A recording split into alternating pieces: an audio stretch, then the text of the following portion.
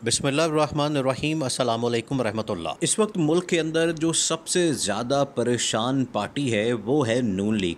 और नून लीग ने नवाज़ शरीफ को पैगाम दिया है कि देखें, आप अगर मुल्क के अंदर नहीं आए, आपने आके मुल्क के अंदर कैंपेन नहीं चलाई, आपने इमरान खान को काउंटर नहीं किया, आपने इमरान खान के बयानियों को नहीं उड़ाया और अपना वो पुराने वाला बयानिया जो आप लगाते थे, वोट को इज़्ज़त दो, वोट की इज़्ज़त करवानी थी और ये सब कुछ करना था, मुझे क्यों निकाला, इस तरह की जो आपने जलसे जुलूसों में कैंपेन की थी, तकरीरें की थी, वो हमें चाहिए।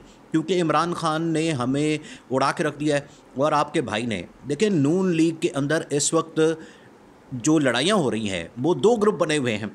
एक तो ग्रुप है नवाज़ शरीफ और मरीम नवाज़ का, और दूसरा ग्रुप है शहबाज शरीफ का और हमजा शहबाज का। शहबाज शरीफ तो फारग हो गए। ये अहम तरीन वीडियो जारी है, लेकिन इससे पहले वीडियो को लाइक करें, दोस्तों के साथ शेयर करें और चैनल को सब्सक्राइब कर लें। हमजा शहबाज तो अब बिल्कुल ही उनकी गवर्नमेंट भी चलेगी, हुकूमत भी चलेगी, और शहबाज शरीफ अब सिर्फ इस्लामाबाद के वज़ीर-ए-आज़म रह गए हैं, अब मुल्क के वज़ीर-ए-आज़म नहीं हैं। क्योंकि एक सूबा इस टाइम सिंध पीपल्स पार्टी के पास है, पंजाब जो है वो खैबर पख्तूनख्वा जो है वो इमरान खान के पास है, बलूचिस्तान के अंदर कोalition हुकूमत है। तो सिर्फ शहबाज शरीफ अब इस्लामाबाद के वज़ीर-ए-आज़म है और उनसे आगे उनकी हुकूमत नहीं है।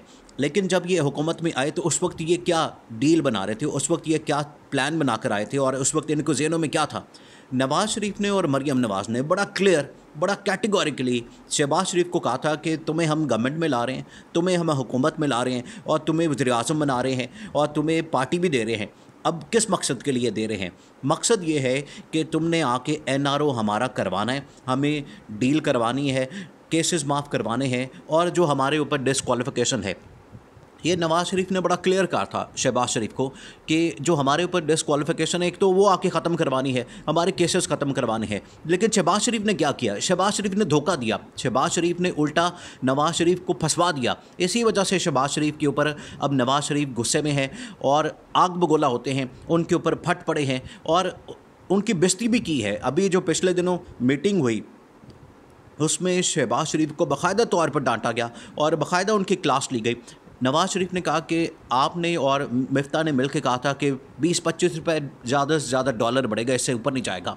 लेकिन डॉलर 60 से 70 रुपये आप लोगों ने बढ़ा दिया, 250 हो गया है, जिसकी वजह से महंगाई का तूफ़ान आ गया है। और पिछले 3.5 साल में, 4 साल के अंदर जो इमरान खान का दौर था उसमें सिर्फ 50 रुपये डॉलर बढ़ा था। लेकिन इनके 100 दिनों के अंदर जो डॉलर है वो 250 पे चला गया और उन्होंने 60-70 रुपये इकट्ठे बढ़ा दिया है, जिसकी वजह से नुकसान हुआ है।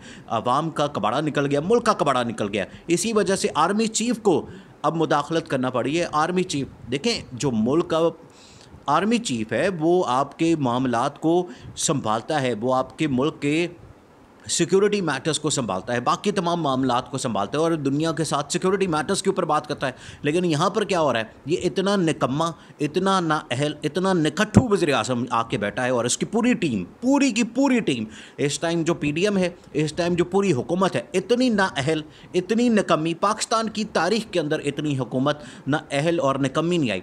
आखिरकार army chief general Qamar Javed Bajwa को अमेरिका कॉल करनी पड़ी और उनसे कहना पड़ा, उनसे रिक्वेस्ट अपील करनी पड़ी, जो कि पूरे दुनिया के मीडिया के अंदर ख़बर चली कि आप आईएमएफ के साथ हमारी डील कराएं और वहाँ पर जो 1.2 बिलियन डॉलर्स हमारा फंसा हुआ है, जो इंस्टॉलमेंट है, जो किस्त निकलनी है, वो जल्दी से निकलवा दें। ये इनकी नाअहली का आलम है, ये इनकी परफॉर्मेंस है, ये इनकी कारकर्दगी है। अब नवाज़ शरीफ इसके ऊपर बहुत ज़्यादा गुस्से में है, शहबाज शरीफ के ऊपर, कि तुमने तो हमें सब्ज़ बाग दिखाए और तुमने ये किया, वो किया, सारा कुछ तो अपने लिए करते रहे, मेरे लिए और मेरी बेटी के लिए क्या किया? एक एनआरओ, एक केस ख़त्म करवाना था।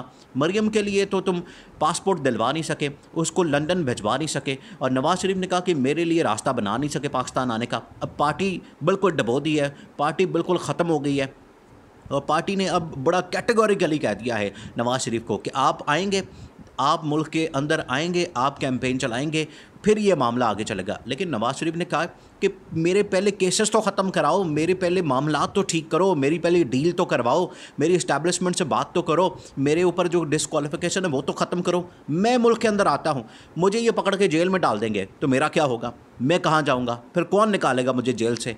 तो नवाज़ शरीफ ये कह रहे हैं कि मेरी डील करवाओ। इसीलिए उन्होंने अब पार्टी कमांड दी है मरियम नवाज़ को कि मरियम नवाज़ अब लीड करेगी और मरियम नवाज़ अब इस्टेब्लिशमेंट के साथ भी बात करेगी और जिससे भी बात करनी है मुल्क के अंदर। लेकिन इसके ऊपर अब मामला क्या हुआ है, ये जो पिछले दिनों मीटिंग हुई इमरान खान की अहम तरीन शख्सियत के साथ, उसमें ये मामला डिस्कस हुआ, उसमें ये बात हुई, उसके अंदर ये सारा मामला डिस्कस हुआ कि नवाज़ शरीफ मुल्क के अंदर आना चाहते हैं और उनसे बात की जाए, हुकूमत के लिए बात की जाए, हुकूमत साजी के लिए बात की जाए, अगले सेटअप के लिए बात की जाए, ये तमाम मामला थे। इमरान खान ने बड़ा दो टोक जवाब दे दिया। इमरान खान ने कहा कि मैं सबसे बात कर सकता हूँ, टीटीपी से बात कर सकता हूँ, इलेदगी पसंदों से बात कर सकता हूँ, लेकिन ये जो चोर डाकू मुसल्लत कर दिए मुल्क के ऊपर, इनसे कभी बात नहीं कर सकता। इमरान खान ने कहा मेरा क्या मसला है इनके साथ, मेरा कोई ज़ाती मसला तो है नहीं, मेरा सिर्फ मसला ये जब हुकूमत में आते हैं, ये जब गवर्नमेंट में आते हैं, ये जब इक़्तिदार में आते हैं, तो ये क्या करते हैं, यहाँ के पैसा बनाना शुरू कर दें। इनका काम ही यही है, किक बैक्स लेना, कमीशन लेना, और फिर उसके बाद मनी लॉन्ड्रिंग करना। मनी लॉन्ड्रिंग के इनके ऊपर केसेस पड़े हुए हैं। जिस दिन इनके ऊपर फर्द जुर्म लगनी थी नवाज़ शरीफ, शहबाज शरीफ के ऊपर और हमजा शहबाज के ऊपर, जिस दिन इनके ऊपर फर्द जुर्म लगनी थी, केसेस स्टार्ट होने थे, इनको चार्जशीट करना था, उस दिन तो ये हलफ ले रहे थे वजारत उस्मा का और वजारत आला का। तो इमरान खान ने कहा कि इनसे बात नहीं हो सकती, इनको मैं कभी भी ज़िंदगी में NRO नहीं दूंगा, इनके साथ बात नहीं करूंगा, और किसी ने NRO देने की कोशिश की तो मैं ईंट से ईंट बचा दूंगा। ये इमरान खान का बड़ा क्लियर पैगाम है, जिसकी वजह से दो अब मसले हैं इनके लिए। एक तो ये इमरान खान इनको छोड़ने वाला नहीं, उसकी जो पॉपुलैरिटी इमरान खान की है वो आसमान पे है, और 2/3 मेजॉरिटी, 2/3 अक्सरियत का प्लान बन रहा है कि इमरान खान को अगली हुकूमत देने के लिए 2/3 अक्सरियत देनी पड़ेगी, क्योंकि इस वक्त मुल्क के अंदर जो फ़िज़ा बनी हुई है, माहौल बना हुआ है, वो सारा का सारा इमरान खान को पब्लिक सपोर्ट कर रही है। क्यों? उसकी वजह यह है कि मुल्क के अंदर महंगाई बहुत है, मुल्क का कबाड़ा कर दिया। आप मुआशी सूरत हाल देखें, आप डॉलर देखें, आप जो स्टॉक मार्केट है क्रैश कर जाती है, जिसकी वजह से नवाज़ शरीफ ने अब कहा है कि मेरे लिए रास्ता बनाया जाए, और शहबाज शरीफ को उसकी बेइज्जती की है, मिफ्ता इस्माइल की भी और उसकी भी, कि आपने तबाह कर दिया, आपने बेड़ा गर्क कर दिया, आपने मेरी पार्टी को डुबो दिया। अब नवाज़ शरीफ चाहते हैं कि मेरे लिए एक NRO लिया जाए।